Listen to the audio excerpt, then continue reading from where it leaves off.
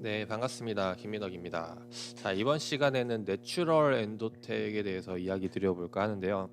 지난 이전 영상이죠. 네, 국순당과 마찬가지로 요번에 지금 관리 종목 지정 우려가 생기면서 오늘 이제 악재로 발생하면서 이제 급락 나오고 하한가까지 지금 가 있는 상황입니다.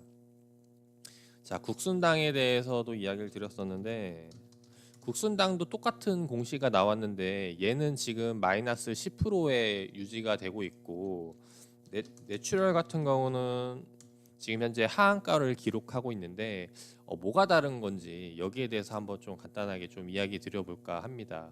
자, 일단 요번에 그 공시가 나온 거 관리 종목 지정 우려라는 거에 대해서는 간단하게 다시 한번 더 설명을 드려보면은 4분기 그러니까 4년도 연속 적자를 기록하게 되면은 이제 거기에 대해서 관리 종목으로 지정이 된다는 거죠. 그러니까 즉 2015년도부터 계속 적자를 지속해 왔고 그리고 요번 2018년도 그러니까 4분기 실적 발표가 나오면은 그러니까 4분기가 이제 2018년도가 총 이제 영업이익이 나오게 되겠죠. 그래서 적자가 된다면은 결국에는 관리 종목이 지정이 되고 이후에 상장 폐지도 될 수 있다라는 이제 우려감을 가지고 있다라는 거죠. 그래서 지금 현재 실제 보면은 최근 내추럴 엔도텍 1분기, 2분기, 3분기 연속 적자라는 거. 그러니까 4분기도 아마 계속 적자로 지속이 될 거라고 보여지고 이제 이러다 보니까 이제 관리 종목으로 지정될 수밖에 없다라고 이제 지금 생각하는 투자자들이 많이 있다라고 생각이 돼요. 그리고 하나 더 이제 지금 걱정하고 있는 게 결국에는 관리 종목이 지정이 되고 이후에 다시 회복할 수 있느냐, 즉 2019년도에 다시 회복이 돼서 돌릴 수 있느냐 이제 여기에 대한 부분을 봐야 되는데 일단 실제로 이 내추럴 엔도텍이 2019년도에 갑자기 흑자 전환할 수 있다라는 기대감은 크게 없는 게 낫다라고 생각이 됩니다. 왜냐면은 국순당 같은 경우는 뭐예요?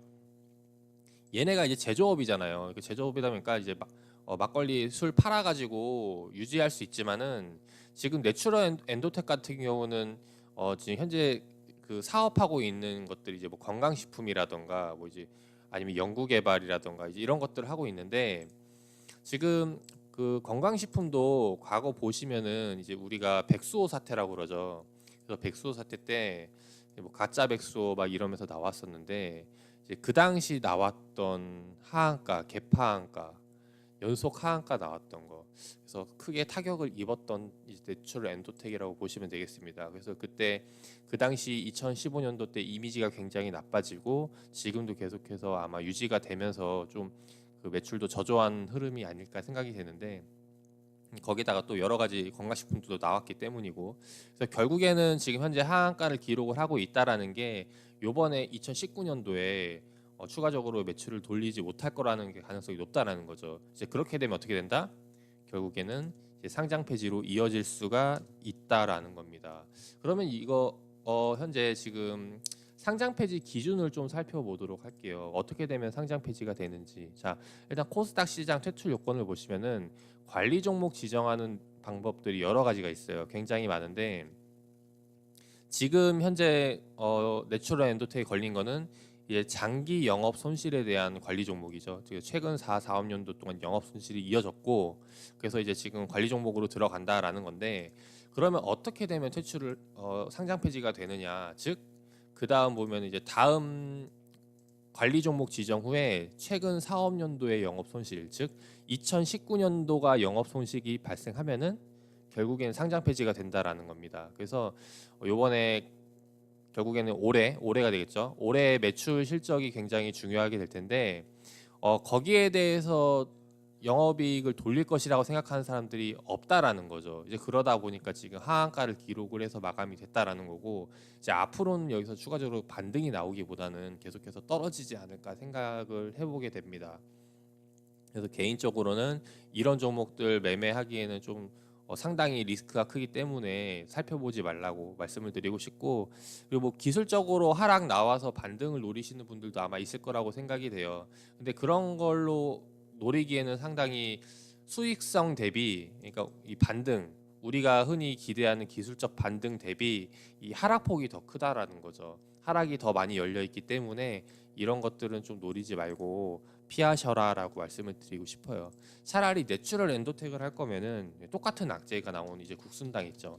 국순당 같은 경우는 얘도 똑같이 오늘 마이너스 10% 개파락 나와서 출발을 하고 있는데, 얘네는 제조업이다 보니까 희망이 있다라는 거죠. 무슨 말이냐면은 지금 매출액을 보면은 얘네들도 마찬가지로 연간 적자예요. 2018년도 적자, 관리 종목 지정이 되더라도 기대해 볼 수 있는 게 지금 3분기 때 이제 흑자 전환을 했죠. 그리고 요번에 만약에 4분기 역시 흑자 전환을 하게 된다면은 얘가 이미 재무 구조가 어느 정도 개선이 됐다라고 보여지는 부분이기 때문에 2019년도 역시 흑자로 마무리될 가능성이 높다라는 거죠. 그래서 이런 관점들로 봤을 때 똑같은 악재의 기술적 반등을 노린다면은 내추럴 엔더텍보다는 이제 국순당이 더 낫지 않을까 생각이 됩니다. 물론 저는 둘 다 안 하겠지만요.